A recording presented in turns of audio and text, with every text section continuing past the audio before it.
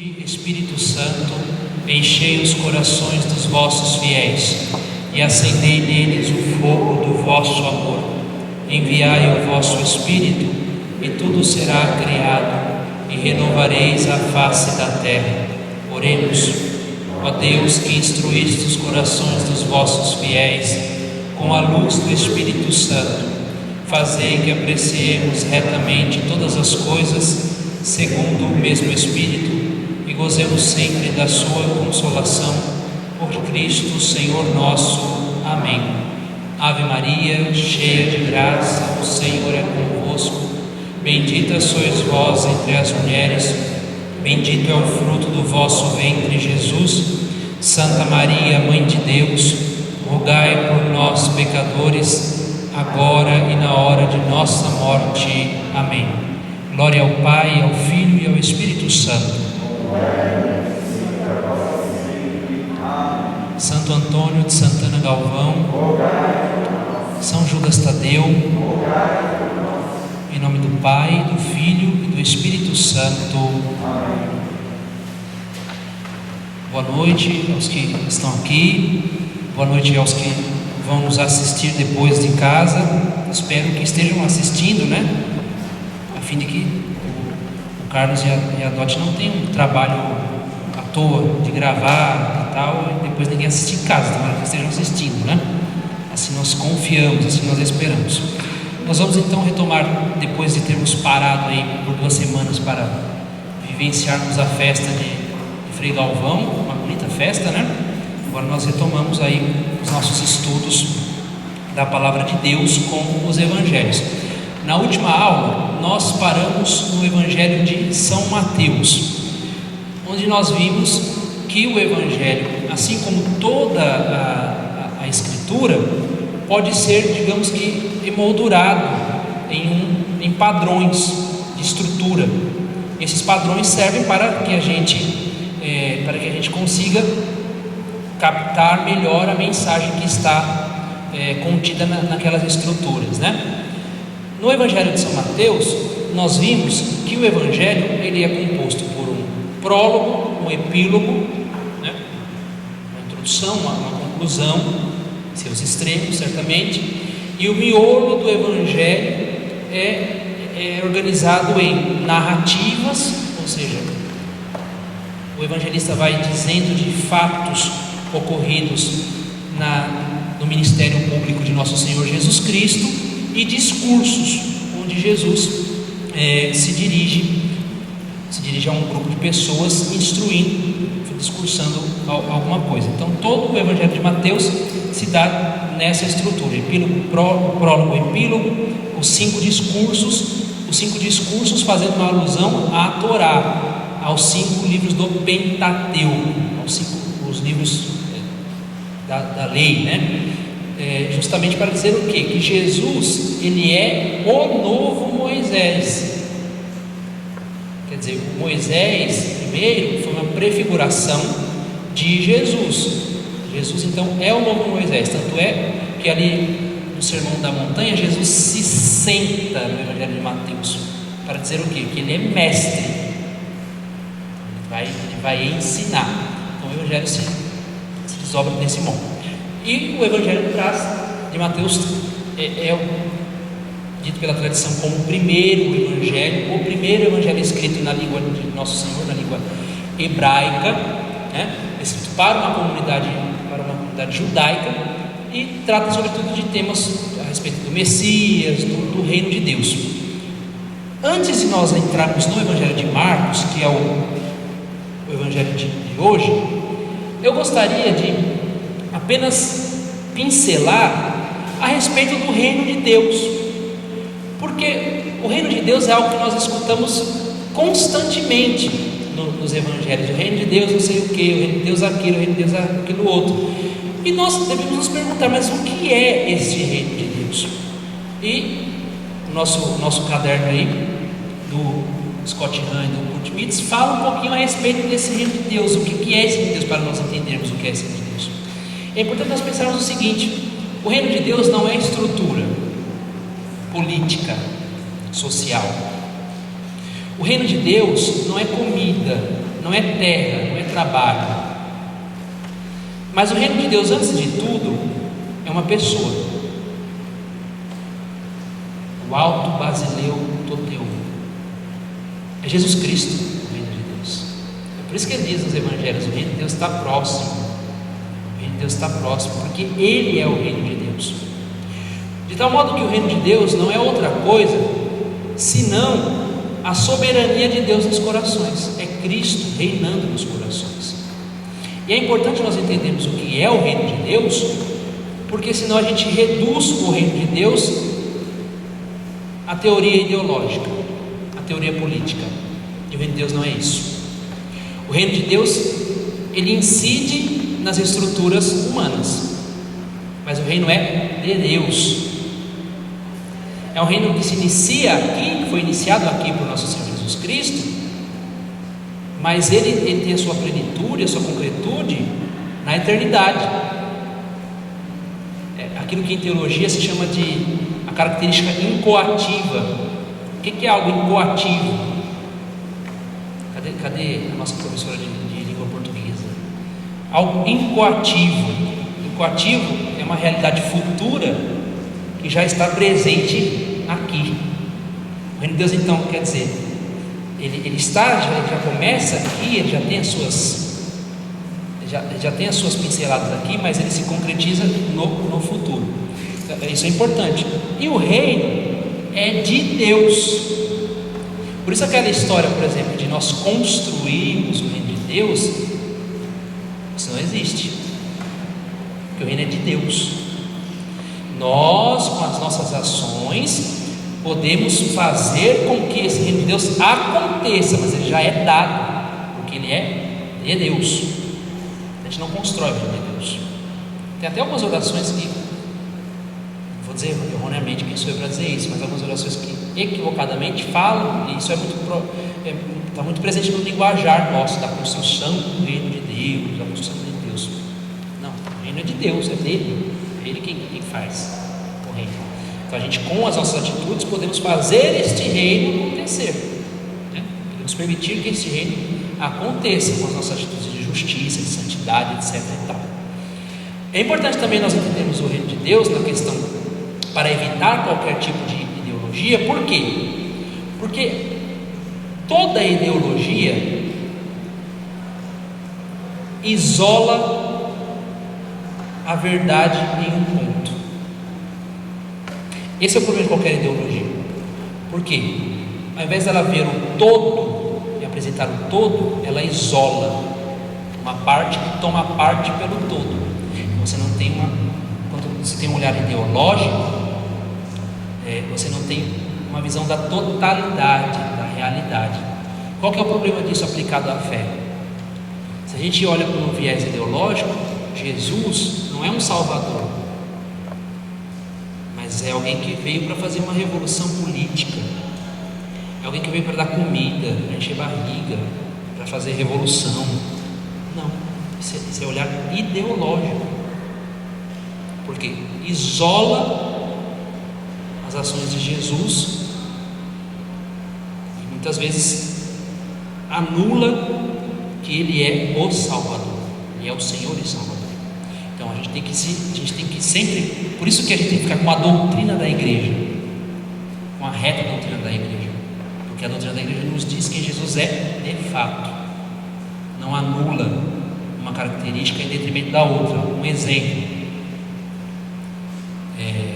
eu posso em alguns momentos trabalhar a humanidade de Jesus, as características de humanidade de Jesus, sua natureza humana, mas sem nunca anular que Ele também é Deus. O E aqui é o importante, né? Conectivo, né? Então, Jesus é homem e Deus. Jesus é Deus e homem. Eu posso ressaltar em alguns momentos algumas características da sua natureza humana e outras da sua natureza divina, mas eu não posso nunca anular uma em detrimento da outra. Tem um professor que brinca, quando ele fala desse assunto, ele fala assim: eu posso fazer assim, Jesus é Deus, Jesus é Deus, Jesus é Deus, Jesus é Deus e homem, Jesus é homem, Jesus é homem, Jesus é homem e Deus, né? Então aqui está a reta compreensão. Quando você tem a clareza pela fé da igreja, pelo credo, que Jesus é Deus e homem, verdadeiro Deus e verdadeiro homem, não há nenhuma nem outra.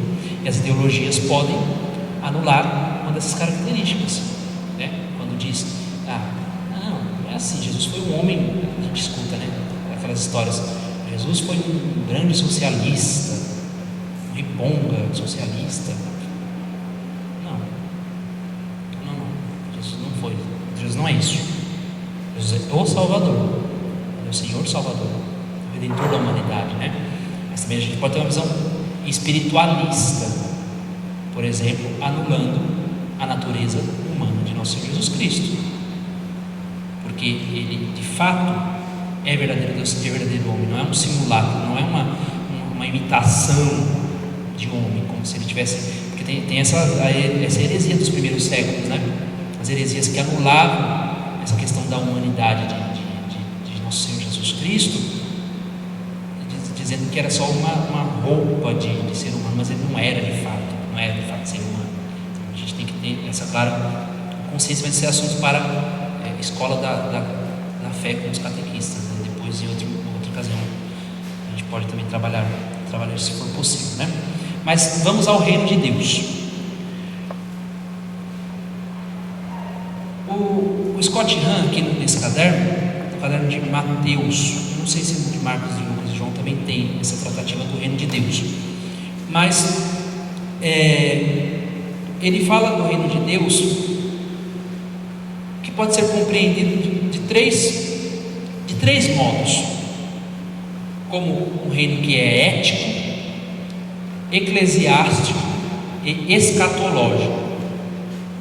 O reino do céu é ético porque apela aos homens para que respondam a Jesus, convoca os ouvintes ao arrependimento, seguido de uma vida disciplinada, da qual a busca pela insuperável justiça de Cristo é a maior prioridade. Ético por quê? Porque quem aceita Jesus, que é o reino de Deus, quem aceita Jesus, esta aceitação incide no comportamento, no modo de se comportar. Por isso que ele é ético. O reino dos céus é eclesiástico, porque seu poder salvífico se faz presente no mundo através da igreja. Então a igreja é aquela que tem a missão no mundo de tornar presente o reino de Deus. É notável que o Evangelho de Mateus, que enfatiza a importância do reino mais do que qualquer outro, é também o único a fazer uma referência explícita à igreja. Tem um discurso da igreja, né? Um dos 5 discursos do Evangelho de Mateus. Então, associa a igreja ao reino, quer dizer, a igreja tem que fazer o reino acontecer, a igreja é promotora do reino de Deus. Por fim, o reino de Deus é escatológico. Quando a gente fala de escatológico, nós estamos falando das coisas últimas que se sucedem ao homem e ao mundo, ao cosmos, né? Escatologia é isso, escatologia é as coisas últimas. Esses evangelhos agora dos últimos domingos do tempo comum, eles têm sempre uma característica escatológica, de fim. É Jesus indo para Jerusalém, é Jesus no templo. Quando a gente ouve Jesus no templo, quer dizer que daqui a pouco vai se desenrolar as narrativas a respeito da sua paixão. Vai chegar a hora que Jesus vai sofrer, vai morrer, mas também ressuscitar. Então, nesse tempo, nos últimos domingos do tempo comum, essa característica escatológica de fim vai ganhando mais acento. Você pode perceber que a coisa vai se acirrando. Os evangelhos dos últimos domingos, o debate de Jesus com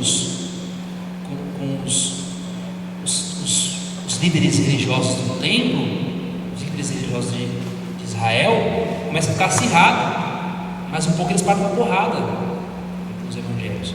Por quê? Vai ganhando esse acento de que a coisa vai acontecer, o tempo vai chegar, a hora da cruz vai chegar, né? Então por isso que o reino ele é escatológico, quer dizer, será cumprido no futuro. Aqui é aquela característica que eu estava dizendo, o reino de Deus começa aqui, ele tem seu início aqui, mas se cumpre, se concretiza no futuro, na eternidade. Sua presença no mundo através da igreja é, portanto, um prelúdio de sua plena e final manifestação no fim dos tempos. Nesse sentido, a vinda do reino está à espera do retorno de Cristo em sua glória. Então, quando ele vier na segunda vinda, a parousia, ali vai se concretizar o reino, ele vai entregar o reino ao seu Pai. Essa é a grande esperança da igreja na terra. É para isso que reza ao Pai e prepara-se coerentemente para a vinda de nosso Senhor. Quando finalmente vier o Filho do Homem, ele separará os justos dos perversos e os mandará cada qual ao seu caminho. E a herança perpétua do reino será dada aos que foram fiéis. Então aí quem quiser depois ver um pouco mais essa questão do reino, está aí nas páginas 22 e 23 do livro de Mateus, tá? Esse aqui. Então, aí depois é possível ver aí com um pouquinho mais de profundidade o que é esse reino de Deus. Mas o reino de Deus é Jesus, é a soberania de Deus, Jesus sendo soberano nos corações, tá? Agora vamos ao Evangelho de São Marcos.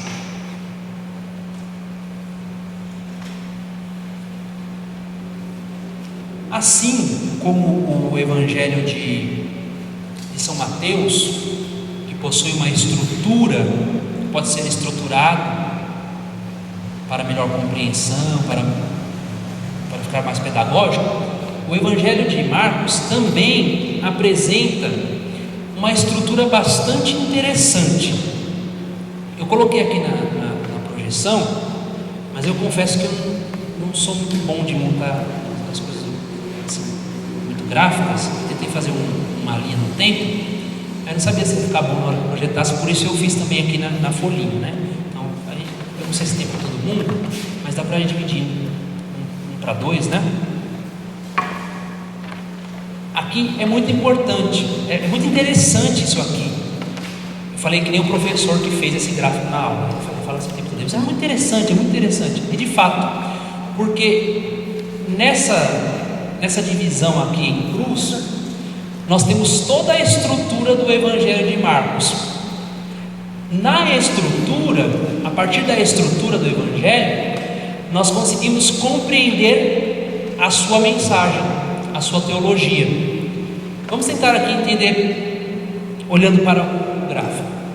Então, lá no princípio, nós temos uma apresentação de Jesus. Aqueles versículos ali de 1 a 13 vão apresentar quem é o Messias. O grande tema do Evangelho de Marcos é a pessoa do Messias. É esse o tema que vai se desenrolar durante todo o Evangelho. Depois, é importante, quer dizer, antes disso é bom a gente dizer que a apresentação ali é a introdução do Evangelho. Viu a introdução, vai se ter uma ideia fundamental daquilo que vai se desenrolar por todo o Evangelho. Depois, uma outra coisa importante na estrutura é que a geografia do Evangelho vai nos fazer compreender a teologia do Evangelho. Por quê? O Evangelho de Marcos, ele acentua muito as indas e vindas de Jesus da Galileia para a Judéia. Da Galileia, onde ele inicia a sua missão, e na Judéia, onde se concretiza a sua missão. A Judéia é a região onde está Jerusalém, onde acontece o mistério pascal de Cristo. Depois, ainda nessa estrutura, nós temos fatos que se aproximam para enfatizar qual é a mensagem que nosso Senhor quer dar, quer transmitir com esse Evangelho. Aqui nós temos uma afirmação de quem é Jesus, o chamado segredo messiânico. E aqui nós temos também uma afirmação de quem é Jesus. Então veja, as escrituras se repetem, né? Embaixo ali nós temos duas curas de cegos, em dois pontos centrais do Evangelho. O que essas curas vão querer dizer para nós? Qual é a mensagem que essas curas vão querer dizer para nós? Então, nessa estrutura aqui, nós temos a chave para a compreensão de toda a mensagem do Evangelho de São Marcos. O que São Marcos queria dizer àquela comunidade onde ele escreve, onde ele redige o Evangelho? Qual a mensagem que ele queria dizer, que ele queria mostrar? E um outro modo, uma outra estrutura que vai se desenrolar em todo o Evangelho é a fé sobre o Messias, cruz, discipulado, cruz, discipulado, cruz. Isso vai se repetir ao longo de todo o Evangelho. Aqui é um outro modo de apresentar aquela estrutura anterior que eu mostrei. Então todo o Evangelho vai se desenrolar desse modo aqui, ó. Quem é o Messias, a profissão de fé do Messias, pregação da cruz.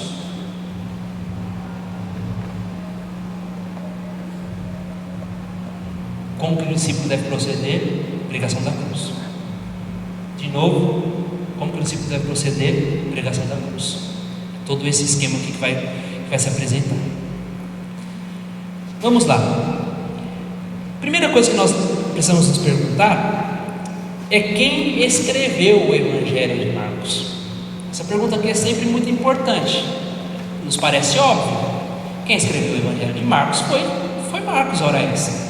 Mas a gente tem que sempre lembrar que quando se trata de Bíblia, nós estamos falando de autorias atribuídas, né? Lógico que tem uma pessoa que vai lá ou escreve, mas pode acontecer que tem um grupo de pessoas que escreve dão redação àquele texto, mas atribui-se a uma pessoa pela questão de autoridade. Isso é muito claro, isso é muito nítido em São Paulo, nas cartas paulinas, né? Se eu tivesse uma oportunidade de fazer um estudo das cartas paulinas, nós veríamos que das 13 cartas paulinas, só um grupo, não sei se eu arrisco dizer quantas, talvez 6 ou 7, são chamadas de paulinas autênticas, escritas pelo próprio apóstolo. As outras, tem as deuteros paulinas, são escritas por discípulos de Paulo. E tem um terceiro grupo que entre elas está Timóteo, Tito, são chamadas cartas pastorais, que são escritas já por discípulos dos discípulos do apóstolo Paulo, mas são atribuídas ao apóstolo Paulo. Por quê? Porque a questão de autoridade, e porque com certeza esses discípulos retomam a pregação do apóstolo Paulo a respeito de Jesus Cristo. Mas isso aqui é muito importante. Lógico, a igreja diz que é importante dizer que os evangelhos foram escritos por aqueles os quais levam o nome os textos. Mas mais importante que isso é a gente pensar na questão da autoria. A autoria está ligada à questão de autoridade. Por quê?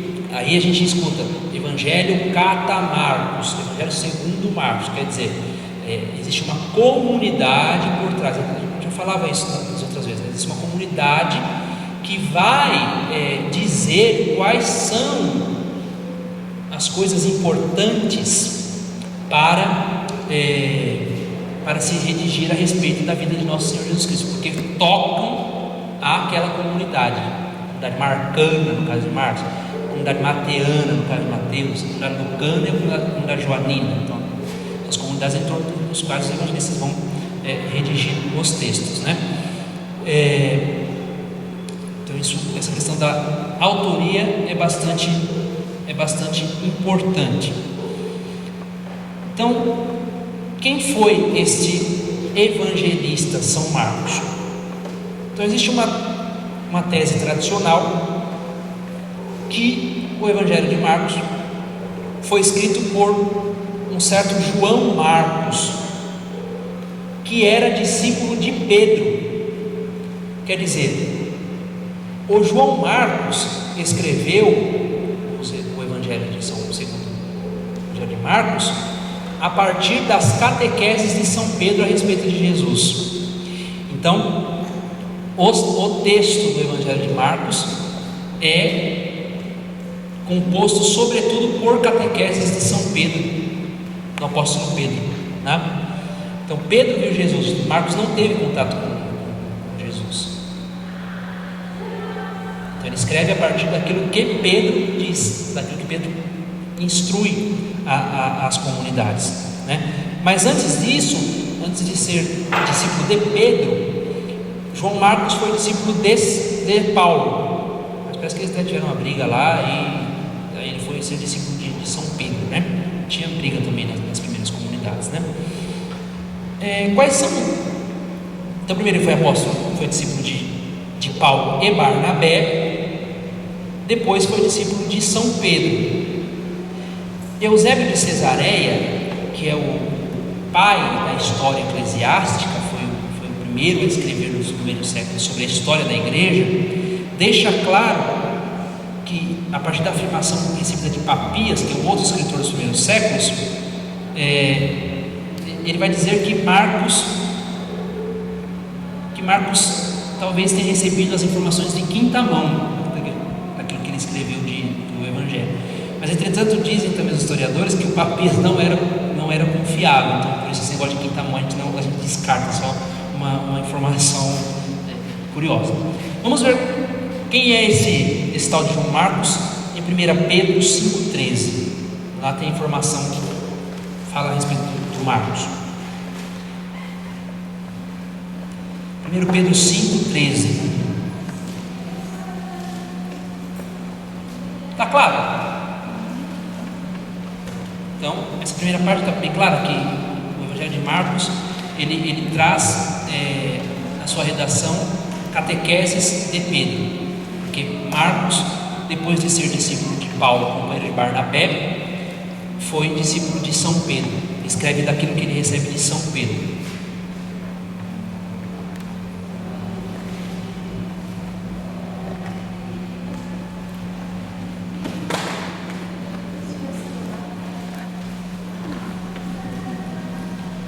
Pedro 5,13.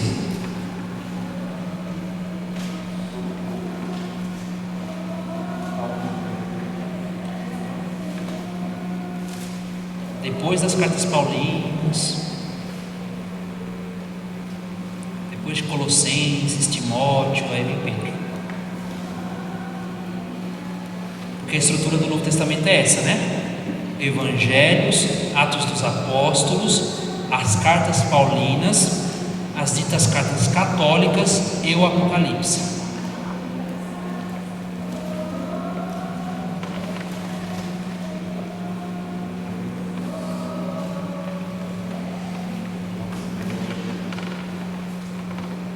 Olha aí, 5,13. A comunidade que vive em Babilônia, escolhida como vocês, manda saudações.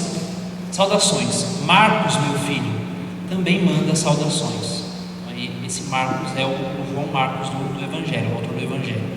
Atos dos Apóstolos 12:12. Quando nós formos tratar de São Lucas, nós vamos pegar um pouquinho dos Atos dos Apóstolos também. Aí nós vamos matar 2 coelhos com uma cajadada só. Atos dos Apóstolos 12:12.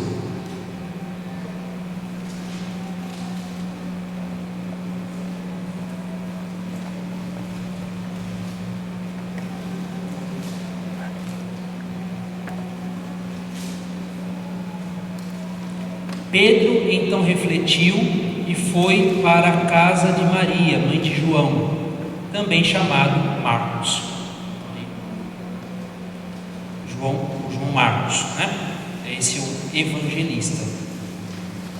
Portanto, Marcos não foi apóstolo, não do grupo dos 12, né? Mas foi apenas evangelista, que é comparado aos apóstolos, tanto é que nas festas dos evangelistas se celebra de vermelho, assim como os apóstolos.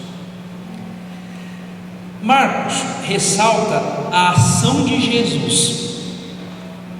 Muito pouco Jesus fala no Evangelho de Marcos. Nós vamos olhar, muito pouco Jesus fala. É sempre a ação, mais a ação de Jesus. Marcos teria escrito, o Evangelho segundo Marcos teria sido escrito por um grupo de pessoas, não por uma pessoa exclusiva. Mais uma vez a questão da atribuição. A localização da redação de Marcos, provavelmente em Roma, mas também há teses que tenha sido escrito na Síria, mas a mais confiável é que tenha sido escrito em Roma, né? Até porque Pedro foi para Roma. A primeira comparação sinótica, quer dizer, a primeira comparação dos textos dos três evangelhos, Mateus, Marcos, Lucas, foi feita no século XVIII, onde se deu a Mateus o título de primeiro evangelho.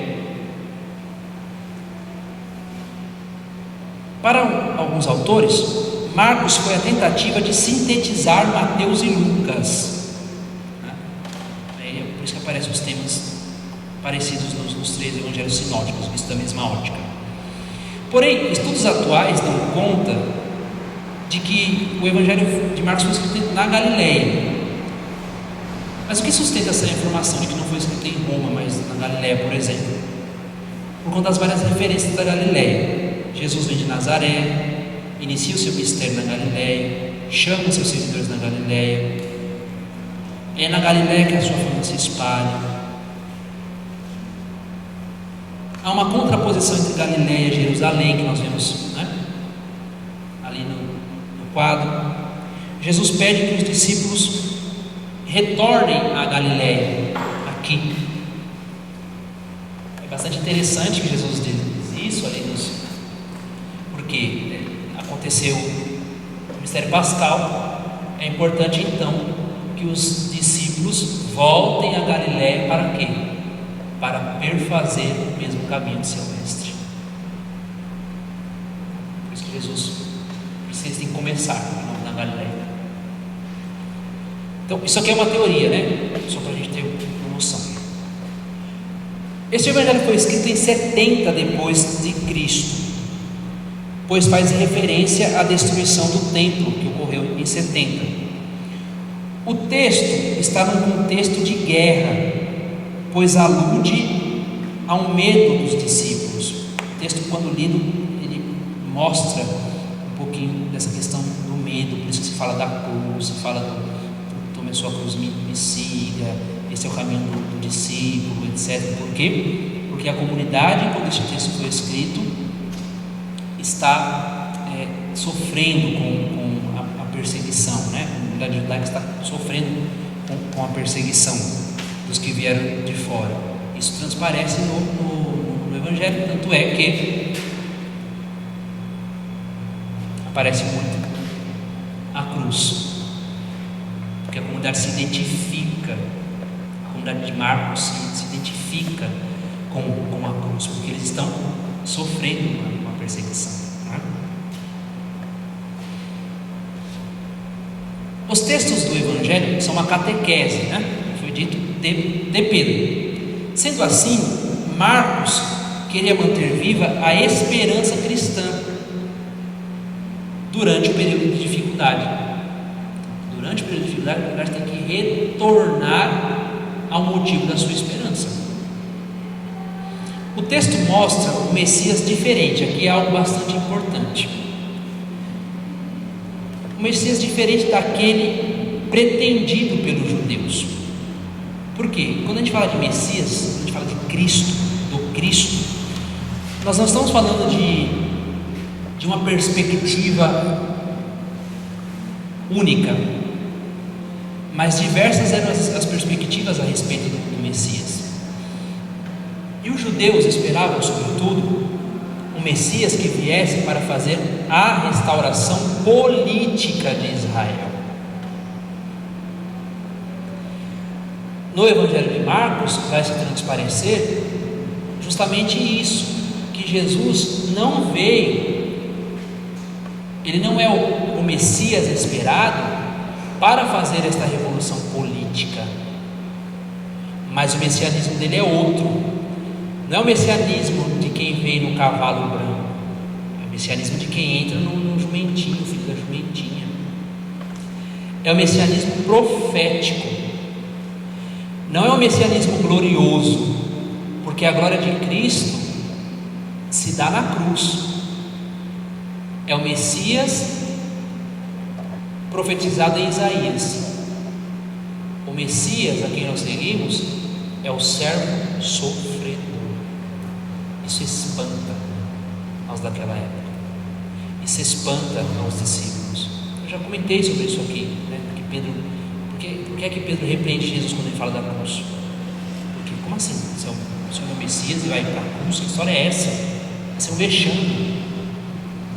A cruz era sinal de derrota.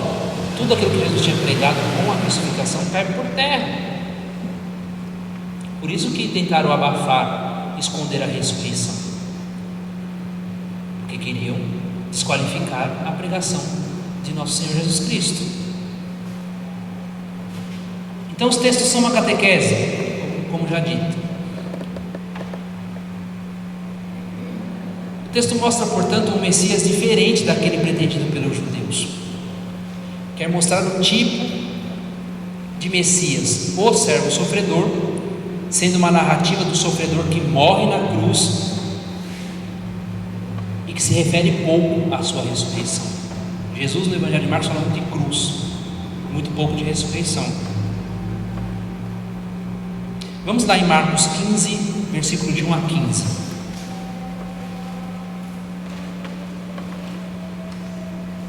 Para a gente ver esse acento aí, essa contraposição entre Messias poderoso e Messias, o servo sofredor.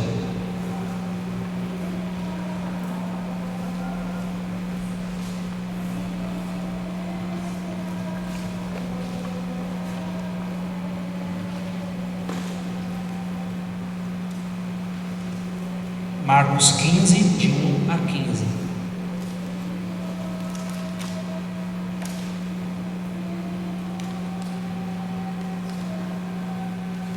Vocês vão procurar, já vou aqui resolver na semana ministerial.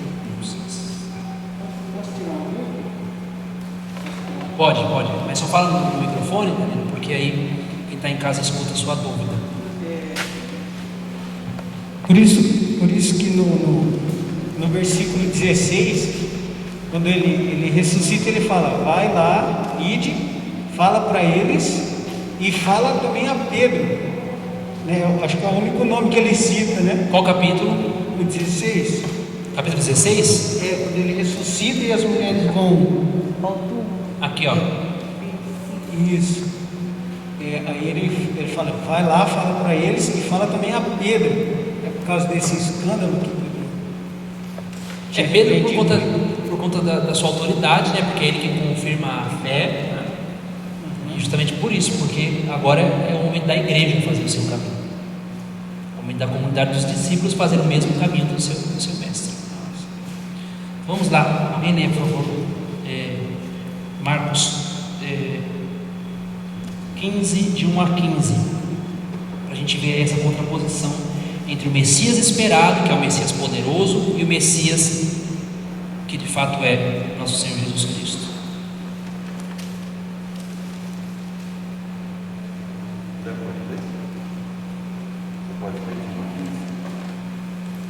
Só não esquece de passar o microfone. Versículo De 1 a 15. Tá.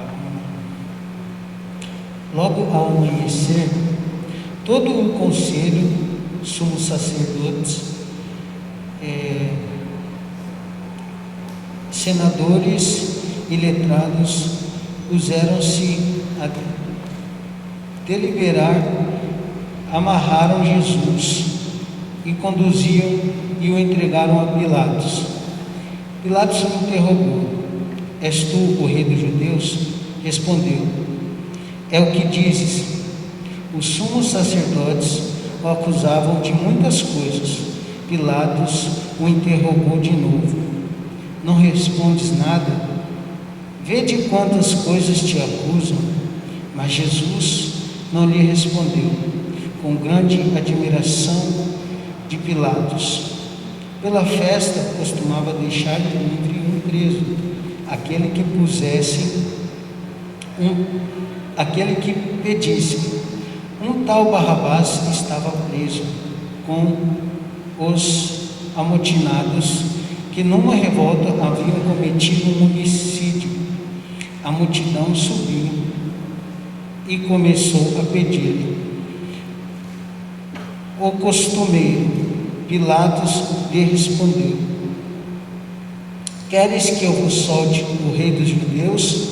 Pois ele sabia que os sumos sacerdotes o haviam entregue por inveja, mas os sumos sacerdotes incitaram o povo que, ao contrário, pedissem a liberdade de Barrabás. Pilatos perguntou outra vez: o que faço com aquele que chamais o rei dos judeus? Gritaram: crucifica-o. Mas Pilatos disse: mas o que ele fez de mal? Eles gritavam mais forte: crucifica. Pilatos decidiu a satisfazer a multidão, soltou-lhe Barrabás, e quanto a Jesus o entregou para que açoitasse e crucificasse. Aí nós temos essa contraposição marcada com essa escolha entre Jesus e Barrabás de quem é o Messias. O Messias de Deus é o servo sofredor, aquele que vai para a cruz, né? Vamos mais uma vez ver aí essa questão de como não se queria aderir a esse Messias sofredor. Ninguém quer ficar do lado de alguém que vai fracassar. Marcos 10, 17 e 22.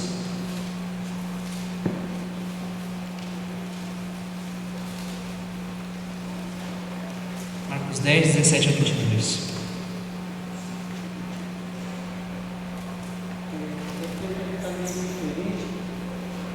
Diferente a tradução que eu estou lendo nessa aqui, tá? A sua é do peregrino. Tem aqui também a de Jerusalém. Pode ler na de Jerusalém. Marcos 10, 17 e 22. Só deixa eu pegar aqui.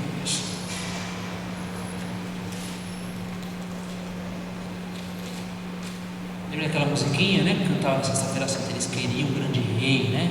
Música assim, eles queriam um grande rei que fosse forte, né? Pode ir? Essa é a ideia. Pode. Ao retomar o seu caminho, alguém correu e ajoelhou-se diante dele, perguntando: bom mestre, que fareis para herdar a vida eterna? É isso? Isso, pode continuar, até o 22. Jesus respondeu: por que me chamas bom? Ninguém é bom senão Deus. Tu conheces os mandamentos: não mates, não cometas adultério, não roubes, não levante falso testemunho, não fraudeis ninguém, honrar teu pai e tua mãe. Então ele replicou: mestre, tudo isso eu tenho guardado desde minha juventude. Fitando Jesus o amou e disse: uma só coisa te falta. Vai, vende tudo o que tens e dá aos pobres, e terá um tesouro no céu. Depois vem e segue-me. Ele, porém, contristado com essa palavra, saiu pesaroso, pois era possuidor de muitos bens.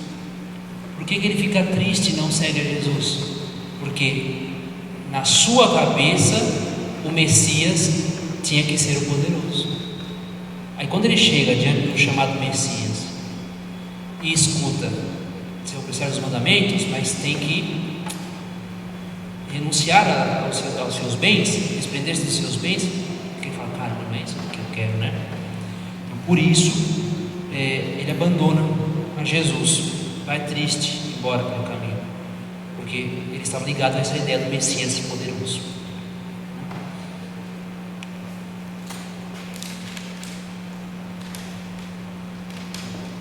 Vamos ver também Marcos 15, 29 ao 32. Se bem que a gente já. Vamos Marcos 15, 29 a 32.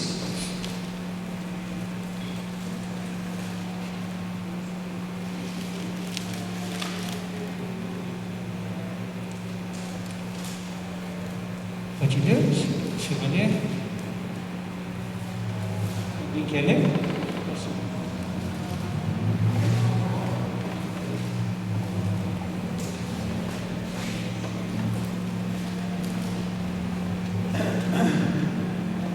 Ao 32? Isso.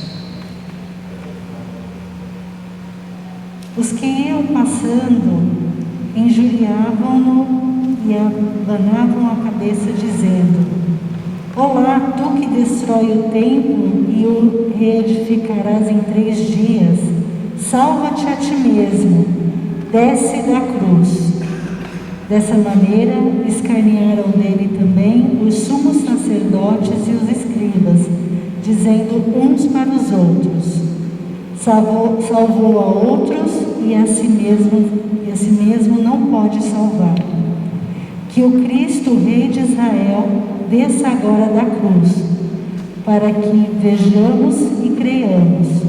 Também os que haviam sido crucificados com ele, o insultavam.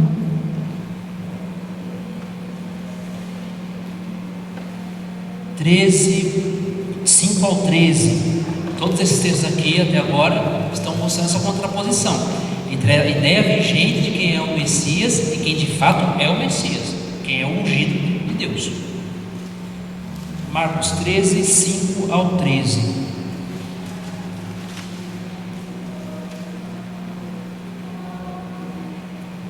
Jesus pôs-se então a dizer-lhes: Cuidai que ninguém vos engane. Muitos virão em meu nome, dizendo: Sou eu, e seduzirão a muitos. Quando ouvirdes falar de guerras e de rumores de guerra, não temais, porque é necessário que essas coisas aconteçam, mas não será ainda o fim. Irão levantar-se nações contra nação e reino contra reino, e haverá terremotos em diversos lugares e fome. Isto será o princípio das dores. Cuidai de vós mesmos. Serei arrastados diante dos tribunais e açoitados nas sinagogas, e comparecereis diante dos governadores e reis por minha causa, para dar testemunho de mim diante deles. Mas primeiro é necessário que o Evangelho seja pregado a todas as nações. Quando vos levarem para vos entregar, não premediteis no que haveis de dizer, mas dizei o que vos for inspirado naquela hora, porque não sois vós que falais, mas sim o Espírito Santo. O irmão entregará à morte o irmão, e o pai o filho, e os filhos irão insurgir-se contra os pais, e lhe darão a morte. E sereis odiados por todos por causa do meu nome, mas o que perseverar até o fim será salvo. Olha aí o caminho do discípulo, né? O Messias, o Senhor Jesus Cristo, foi o servo sofredor. O caminho do cristão vai ser o mesmo. Ainda sobre a questão da localização do Evangelho, nós temos aí outras, além de Roma, que é a tese mais tradicional, que se afirma por conta das tradições judaicas que vão sendo apresentadas ao longo do Evangelho. Também tem aquela questão que eu disse da Síria, por conta da presença marcante de judeus, portanto judeus de fora da Palestina, né, os judeus da chamada diáspora. Então nós vimos aqui agora a questão do Messias. Quem é o Messias? É o servo sofredor, é o Filho de Deus.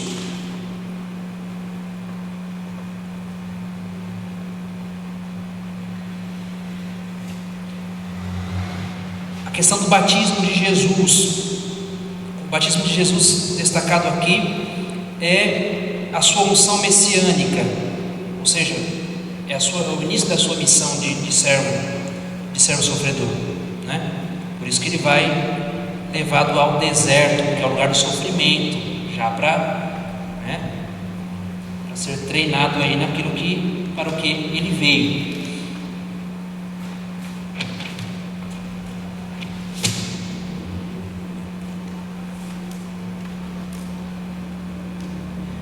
A questão da tentação de Jesus, ela é bastante importante, porque liga a questão do livro de Jó, que é a questão do sofrimento. O livro de Jó é bastante interessante, a gente também pensar aqui um pouquinho, porque o livro de Jó fala de um justo que sofre, um justo que não se sente merecedor de nenhum tipo de sofrimento. Por quê? Porque para os judeus se tem uma ideia muito clara da questão da teologia da retribuição. Quem sofre é porque não foi justo, né? Em torno disso que vai se desenrolar todo o livro de Jó, né? Todos os seus muitos capítulos, onde Jó não terá resposta para o seu sofrimento, mas um convite para, diante do sofrimento, fazer uma experiência de fé. E rompe então na experiência de sofrimento de Jó uma experiência de fé. Então ele fortalece a fé, não tem resposta para o sofrimento, mas sofre entendendo que dali se fortificará a sua fé, né? Então isso aí, para a gente entender um pouquinho que não se tem essa teologia da retribuição. A gente pode sofrer porque é uma contingência humana. Os sofrimentos fazem parte da contingência humana, fazem parte da nossa missão, não um castigo de Deus por nossos atos, né? Mas isso é retomado um pouquinho aqui na questão do servo sofredor também. O batismo de Jesus, lá nos capítulos primeiros, né? Eles apresentam então, como eu disse, são centrais como proposta de todo o Evangelho, porque mostram ali, apresentam quem é Jesus. Depois, ainda repetindo, essa questão da estrutura, Jesus vai da Galileia para a Judéia, percorrendo um caminho. É um caminho que se repete constantemente no Evangelho. Então não foi uma vez só que Jesus foi da Galileia para a Judéia. Isso se repetiu várias vezes. É lógico que no Evangelho a gente tem a impressão de que se dá de uma única vez, mas é um caminho de ida e de volta constante. Esse caminho que Jesus faz daqui para cá é um caminho que tem como fim a cruz. E neste caminho da Galiléia para a Judéia se tem um outro assunto que é bastante interessante. Jesus, durante este caminho da Galiléia para a Judéia, faz sempre uma distinção entre multidão e discípulos. Algumas coisas ele fala à multidão e explica aos discípulos. Por que Jesus faz essa distinção? Vamos lá no capítulo 5, versículo de 21 a 42.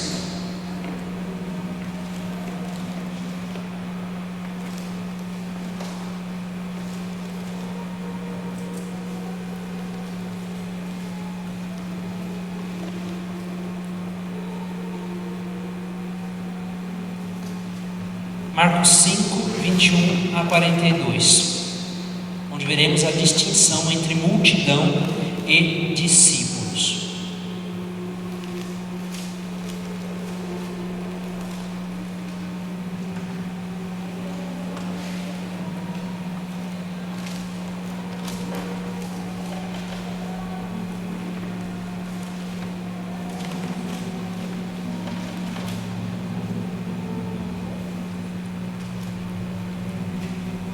Ao 42.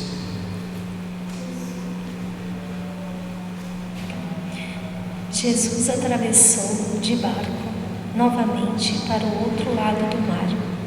Uma numerosa multidão se reuniu junto dele e Jesus ficou na praia. Aproximou-se um dos chefes da sinagoga chamado Jairo. Quando viu Jesus, caiu a seus pés e pediu com insistência: minha filhinha está morrendo. Vem e põe as mãos sobre ela, para que a sare e viva. Jesus acompanhou Jairo, e numerosa a multidão a seguiu, e apertava de todos os lados. Aí chegou uma mulher que sofria de hemorragia há 12 anos. Tinha padecido na mão de muitos médicos, gastou tudo o que tinha e, em vez de melhorar, piorava sempre mais. A mulher tinha ouvido falar de Jesus, então ela foi ao meio da multidão, aproximou-se de Jesus por trás e tocou na roupa dele, porque pensava: ainda que eu toque na sua roupa, ficarei curada. A hemorragia parou imediatamente e a mulher sentiu no corpo que estava curada da doença. Jesus percebeu imediatamente que uma força tinha saído dele. Então virou-se no meio da multidão e perguntou: quem foi que tocou na minha roupa? Os discípulos disseram: está vendo a multidão que se aperta? Mas Jesus ficou olhando em volta para ver quem tinha feito aquilo. A mulher, cheia de medo e tremendo, percebeu o que havia acontecido. Então caiu aos pés de Jesus e contou toda a verdade. Jesus disse à mulher: minha filha, sua fé curou você. Vá em paz e fique curada dessa doença. E Jesus ainda estava falando, quando chegaram algumas pessoas na casa do chefe da sinagoga e disseram a Jairo: sua filha morreu. Por que você ainda incomoda o mestre? Jesus ouviu a notícia e disse ao chefe da sinagoga: não tenha medo, apenas tenha fé. E Jesus não deixou que ninguém o acompanhasse, a não ser Pedro, Tiago e seu irmão João. Quando chegaram à casa do chefe da sinagoga, Jesus viu a confusão e ouviu pessoas chorando e gritando. Jesus entrou e disse: por que essa confusão e esse choro? A criança morreu. A criança não morreu, ela está apenas dormindo. As pessoas começaram a zombar dele, mas Jesus mandou que todos saíssem, menos o pai e a mãe da menina, e os 3 discípulos que o acompanhavam. Depois entraram no quarto onde a menina estava. Jesus pegou a menina pela mão e disse: Talita, cumi. Talita não é o nome dela, tá? Isso. Talita é menina. Não levanta. Sim. Pela mão. Isso. Que quer dizer: menina, eu lhe digo, levanta-se. E a menina levantou-se imediatamente e começou a andar, pois já tinha 12 anos. E todos ficaram muito admirados. Isso. Jesus recomendou com insistência que ninguém ficasse sabendo disso e mandou dar comida para a menina. A multidão quer ver sinais, a multidão quer ver milagres. A multidão então é o símbolo de quem quer ver o Messias poderoso, em detrimento ao discípulo que sabe que Jesus é aquele que toma a cruz e que portanto também ele deve tomar a cruz. A fé no Cristo implica isso. O seguimento a Cristo implica em tomar a cruz. Eles não queriam cruz, eles queriam show. É por isso que nos versículos 37, veja aí no versículo 37. E Jesus não deixou que ninguém o acompanhasse, a não ser Pedro, Tiago e seu irmão João. Faz em segredo, porque não vai dar um show para eles verem. 39.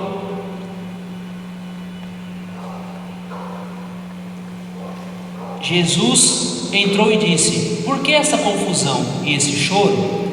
A criança não morreu, ela está dormindo. Ela morreu, sim. Mas ele disse que ela está dormindo apenas para atenuar aqui se fizesse um espetáculo naquilo, né? Então Jesus atenua ali o milagre, esconde o milagre, porque o milagre é importante para testificar a fé. O milagre é importante, nós não podemos desqualificar os milagres, porque senão a gente não acredita que Jesus é Deus.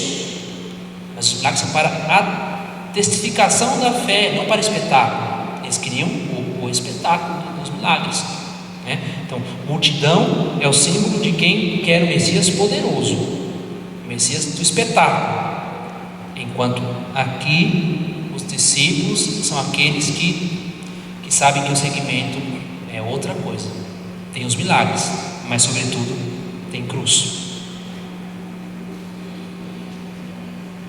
Portanto, Jesus é discreto na sua ação no Evangelho de Marcos, né? para se destacar isso. Um outro assunto também interessante aqui é que Jesus, vamos lá no capítulo 1, vamos voltar um pouquinho lá para Galiléia. A gente está no caminho ainda da Galiléia para a Judéia. Vamos voltar aí um pouquinho atrás, capítulo 1, os inícios aí. Capítulo 1 de 40 a 45.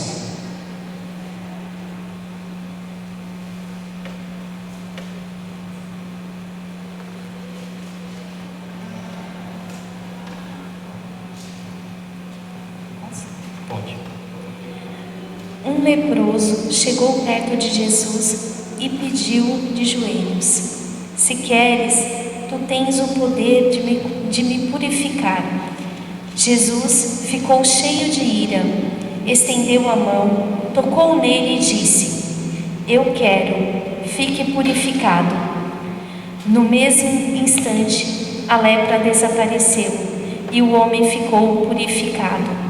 Então, Jesus o mandou logo embora, ameaçando-o severamente: não conte nada para ninguém. Vá pedir ao sacerdote para examinar você, e depois ofereça pela sua purificação o sacrifício que Moisés ordenou, para que seja um testemunho para eles. Mas o homem foi embora e começou a pregar muito e espalhar a notícia. Por isso, Jesus não podia mais entrar publicamente numa cidade. Ele ficava fora, em lugares desertos, e de toda parte as pessoas iam procurá-lo. Por que Jesus fica irado com o pedido do leproso? Porque o leproso o desafia, o identificando como o Messias poderoso. É por isso que Jesus fica irado. Aqui, no versículo 43, bem como lá no versículo 40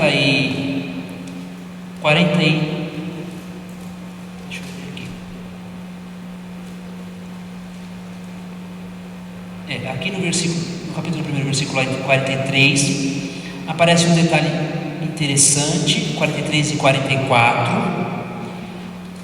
Lá no capítulo anterior que a gente leu também aparece um detalhe interessante no versículo também 43. Vamos ver quem vai matar essa charada. O que acontece de parecido nesses dois versículos aí?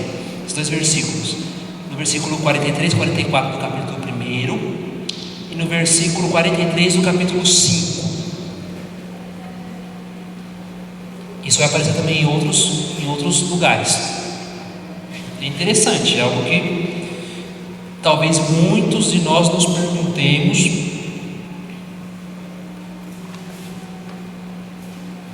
Perguntemos o porquê que aparece isso no Evangelho. Uma certa insistência de Jesus segredo. Então aparece aí, no capítulo 1, no capítulo 5, no capítulo 7, no capítulo 7, 31 ao 37 e no capítulo mais central ali, que é o capítulo 8. O capítulo 8 é um capítulo central do Evangelho de Marcos. Por que Jesus insiste naquilo que nós chamamos de teologia de segredo messiânico?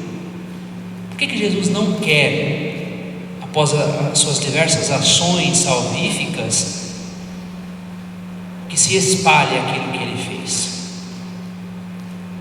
Isso vai se dar só até aqui,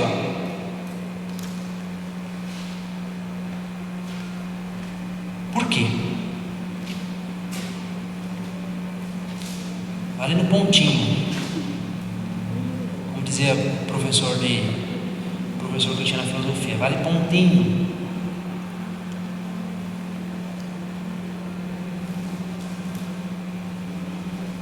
Por que Jesus insiste nesse negócio de segredo, esse segredo? Não para ninguém não fica quieto. Por quê?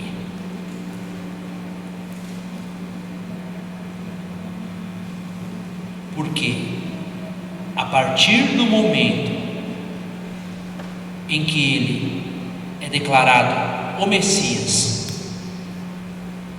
e proclamado como Messias, a partir desse momento vai se desenrolar a sua paixão. Por isso que o segredo messiânico aqui de 8, 22 e 26 vai marcar a proximidade da Judéia, vai se desenrolar a cruz. Então, não havia chegado a hora ainda. Então, para se salvaguardar a hora e ele realizasse aquilo que tinha que realizar ainda, é que ele pede por diversas vezes o segredo a respeito de quem ele é de fato, porque ele sabe quando for expresso, aí chegou a hora da cruz. Aí está chegando a hora da cruz. Antes nós vamos ver mais um pouquinho essa questão do segredo messiânico, mas antes disso é importante também que aparece muito no Evangelho de Marcos o imediatamente. Imediatamente. Por quê? Porque Jesus está no caminho. Então, imediatamente quer dizer o quê? Que Jesus tem pressa. Tem pressa do quê? Parece um pouco paradoxal aqui, né? Mas ele tem pressa de cumprir aquilo que o Pai quer. Vai agindo apressadamente, mas guardando o tempo que era o que o Pai quer dizer.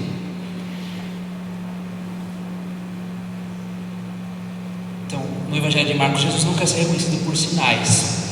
Não é isso, não é esse o forte do Evangelho. Ele não quer ser reconhecido por sinais. 8, 22, 26.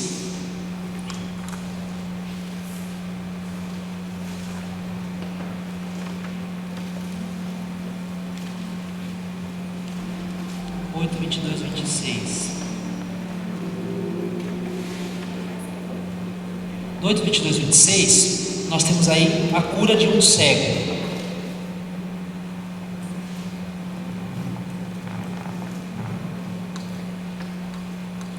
Nós temos acho que a gente precisa ler, mas só para a gente saber do contexto. Tem a cura de um cego. E depois, de novo, já na Judéia, no capítulo 10, versículo 52, tem a cura de um outro cego, pouco antes.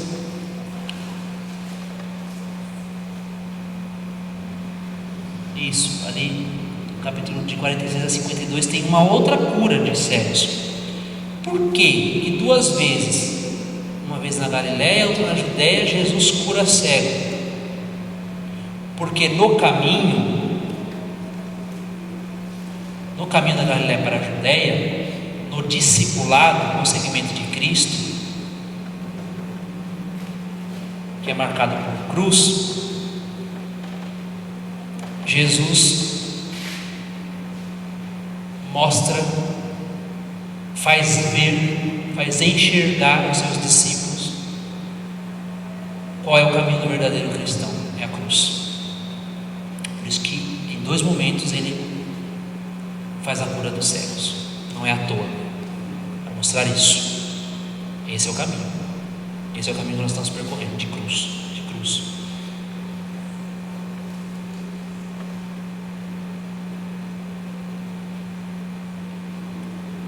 Aí no finalzinho desses versículos nós temos o tal do segredo messiânico, que nós já ouvimos o que é, né? Ele pede para guardar o segredo porque a partir do momento do segredo ele vai se desenrolar toda a sua paixão, né? Então depois disso, depois que Pedro, interessante aqui também nós notarmos, depois que Pedro faz a confissão, a chamada confissão de Cesareia, a confissão de que Jesus é o Cristo, é o Messias, aí Jesus vai pregar sobre a cruz. Até então ele não tinha pregado sobre a cruz. Então, a partir disso é que ele prega sobre a cruz. Porque quem confessa Jesus como Cristo tem que ser abertamente pregado que ele é o Messias que veio para ser crucificado. Então, depois disso se desenrola aí a sua pregação a respeito da cruz. Por isso que tem mais uma vez aqui, o esqueminha das 3 cruzes. São as 3 pregações a respeito da sua cruz, né?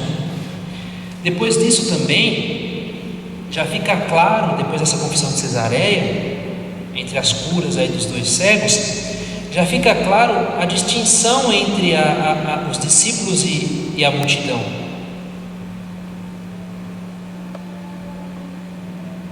Já fica claro, se acentua essa distinção, né?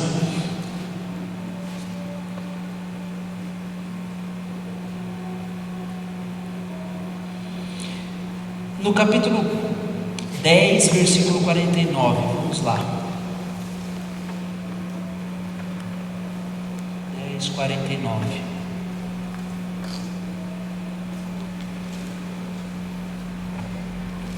Então Jesus parou e disse: chamem o cego. Eles chamaram o cego e disseram: coragem, levanta-se, porque Jesus está chamando você. Esse levanta-se aqui é o mesmo sinônimo de ressurreição. Então, levantar-se, o cego levanta-se, enxerga que é Jesus para ressuscitar. Para ressuscitar. É o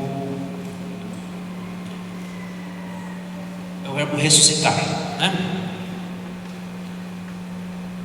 Que aparece ao longo também do Evangelho. Por exemplo, na cura do cego Bartimeu, anteriormente, ele reconhece Jesus depois de levantar, né?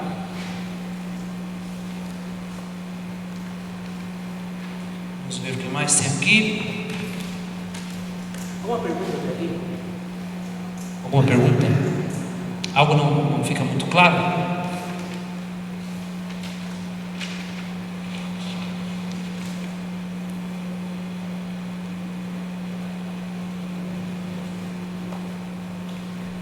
Interessante também que esse segundo cego aí, ele segue a Jesus, porque ele enxerga, então ele segue a nosso Senhor, porque a experiência da ressurreição, de levantar-se, de ressuscitar, coloca no caminho do discipulado.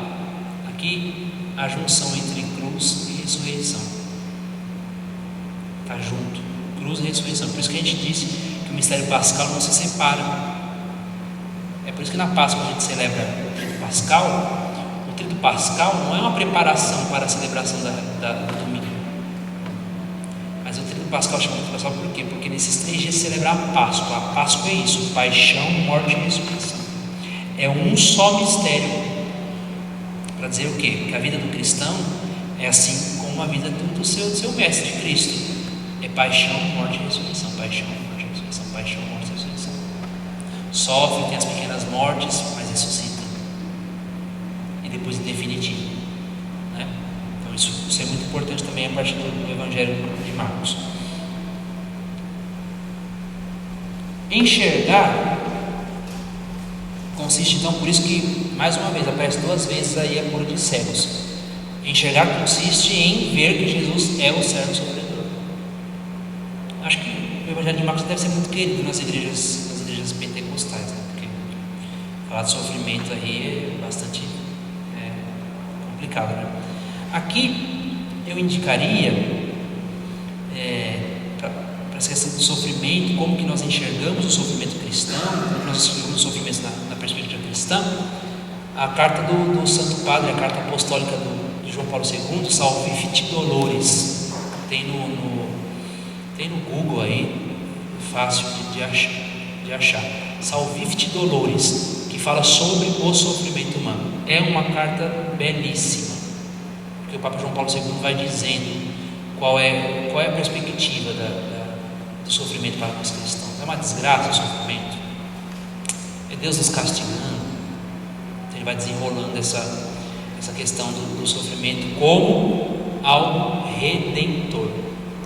Nós encontramos a resposta que não teve em Jó, nós encontramos em Cristo, porque no sofrimento, Cristo faz, pelo sofrimento, a redenção da humanidade. Ele conserta, ele nos coloca de novo em amizade com o seu Pai. Então o sofrimento para nós, os nossos sofrimentos são também redentores, nos unem a Cristo, portanto nos unem ao Pai, nos redimem, nos fazem amigos.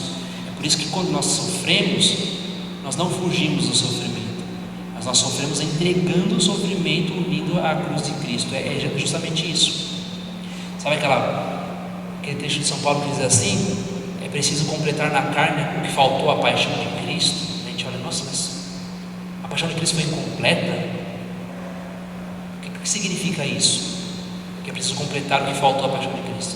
Que a redenção, ela está aberta a todos nós, ela continua acessível a todos nós. Quer dizer, nós podemos pegar os nossos sofrimentos e olhar para a cruz de Cristo e sofrê-lo, porque Ele os nossos sofrimentos nos reconciliam, nos aproximam de Deus nosso Senhor. João Paulo II trabalha muito nessa perspectiva, nessa carta, que é uma beleza. Eu fiz meu TCC agora na teologia, baseado um pouco nessa questão do sofrimento humano, que é um tema belíssimo. Quando a gente aprende a sofrer com Cristo, esse sofrimento se transforma em redenção. É interessante que o Papa João Paulo II, o Papa Bento XVI, falando sobre o sacerdócio, ele diz assim, que a cruz, que era um ato de maldade, se transforma com o sacrifício de Cristo em um culto de amor. Veja que interessante como as coisas ganham uma nova roupagem quando a gente olha para a cruz de nosso Senhor Jesus Cristo. E assim é a vida dos cristãos, né? Lá no capítulo 15, versículo 39, nós temos o centurião que reconhece: este é o filho, era verdadeiramente o Filho de Deus. Então veja, nós temos ali em 8, 22, 26 o desenrolar do segredo messiânico, com Pedro afirmando quem é Jesus, e aqui nós temos uma outra afirmação de um romano dizendo quem é Jesus.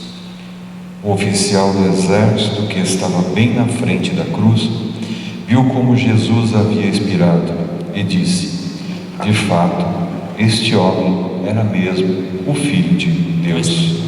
A estrutura se repete aqui, ó. Messias, o Filho de Deus, né?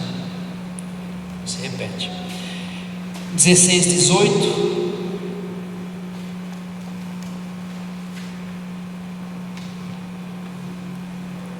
Marcos 16, 18. Se pegarem cobras ou beberem algum veneno, não sofrerão nenhum mal. Quando colocarem as mãos sobre os doentes, estes ficarão curados. Então, os discípulos vão aí seu mestre, né? Depois da ressurreição aí, é preciso que também os discípulos façam o seu caminho, que é o caminho de nosso Senhor Jesus Cristo. Então aí no 16, 18, nós temos um pouco antes, a ressurreição. Então Jesus se levanta e pede que os discípulos voltem para a Galileia, porque eles precisam fazer o mesmo caminho e descobrir sempre quem é o Messias, que é o servo sofredor. Certo? Alguma pergunta? Alguma dúvida sobre esse belíssimo evangelho? Fale agora ou só na próxima semana, né? Vamos pegar aqui do padre da igreja um comentário a respeito desses. Vamos ver.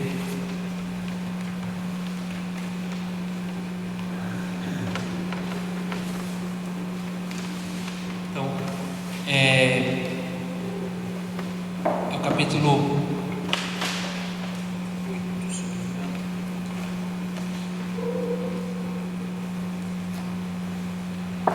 8, 27 ao 33. Capítulo 8, 27 a 33. Saiu Jesus com seus discípulos pelas aldeias de Cesareia de Filipe. Pelo caminho, interrogou os seus discípulos: quem dizem os homens que eu sou? Eles responderam-lhe: uns dizem que João Batista, outros que Elias e outros que algum dos profetas. Então perguntou-lhes: e vós? Quem dizeis que eu sou? Pedro respondeu: tu és o Messias. Então Jesus ordenou-lhes severamente que a ninguém dissesse isto, e começou a declarar-lhes que era necessário que o Filho do Homem padecesse muito, que fosse rejeitado pelos anciãos, a tradução está anciães, tá? Pelos príncipes dos sacerdotes e pelos escribas, que fosse morto e que ressuscitasse depois de 3 dias. E falava dessas coisas claramente. Pedro, tomando-o à parte, começou a repreendê-lo. Mas Jesus, voltando-se e olhando para seus discípulos, repreendeu Pedro, dizendo: retira-te daqui, Satanás, que não tens gosto pelas coisas de Deus, mas sim pelas dos homens. Aí vem os comentários dos padres da igreja. Vamos ver aqui do tal padre Teofilacto de Ócrida. Depois de conduzir seus discípulos para longe dos judeus, então pergunta-lhe sobre si mesmo, para que sem temer os judeus respondessem a verdade. Segue-se, pois, saiu Jesus com seus discípulos pelas aldeias de Cesareia de Filipe. São Beda.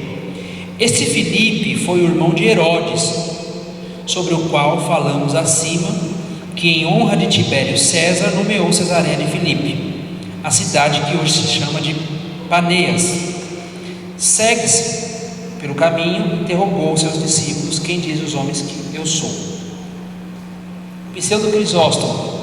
Ele os interrogou sabendo, pois era justo que os discípulos algum dia o louvassem mais que os turbas. São Beda.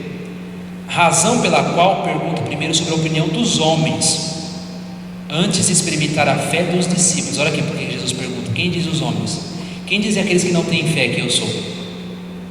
Para que sua confissão não parecesse firmada sobre a opinião do povo. Fé não é questão de opinião, está dizendo o padre da igreja.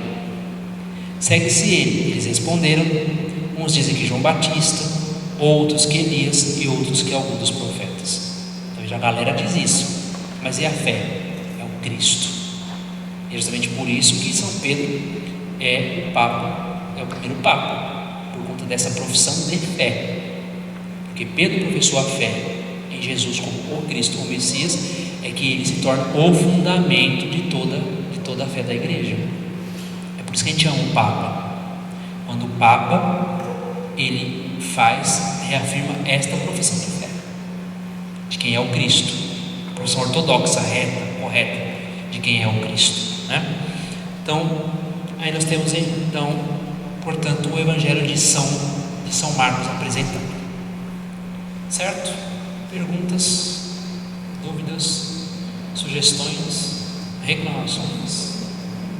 Semana que vem, então, nós veremos Atos dos Apóstolos e São Lucas e Atos dos Apóstolos. Vamos fazer uma chamada dobradiça teológica, literária, vamos compreender os dois de uma vez só, também por meio das estruturas aí tidas.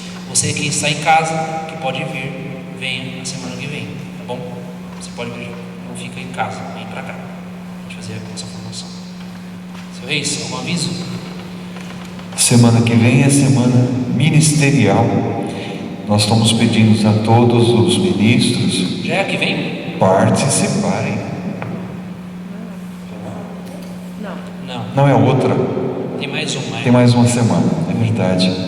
Na outra semana. Na semana ministerial vai ser de segunda-feira até sexta-feira aqui. Vocês vão ter atividade todos os dias às 20 horas aqui na São Judas. A gente vai divulgar depois oportunamente toda a atividade. Nós vamos confirmar os palestrantes. Vai ser muito interessante. E na sexta-feira tem mais uma aula que o Jefferson vai nos transmitir o conhecimento, tá bom? Nós vamos com o padre até a catedral cumprir toda a rotina para a semana ministerial, mas vocês ficam aqui rezando por nós, tá bom? Semana que vem também, sexta-feira, às 20 horas, é o nosso ponto marcado aqui. Vou aproveitar o Jefferson ainda nesse mês de novembro, porque em dezembro a gente tem muita atividade na igreja, então é melhor evitar deixar a formação para dezembro, ok? E depois parece que eu vou embora mesmo, né? Então tem que aproveitar, né? Já disseram que é quase que certo que eu vou transferir. Talvez venha outro, aí a gente não sabe. Aí com o bispo dos padres, né? Mas vamos.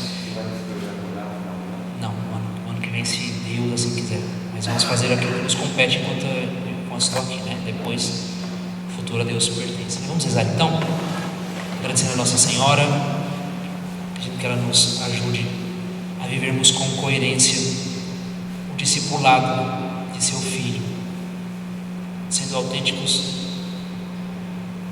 carregadores da cruz, das nossas cruzes, unidos sempre à cruz de nosso Senhor Jesus Cristo. Ave Maria, cheia de graça, o Senhor é convosco, bendita sois vós entre as mulheres, bendito é o fruto do vosso ventre, Jesus.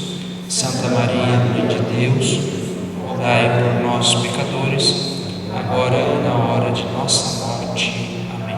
Em nome do Pai, do Filho e do Espírito Santo. Amém. Obrigado a todos pela paciência. Obrigado, Carlos. Deus abençoe. Bom final de semana.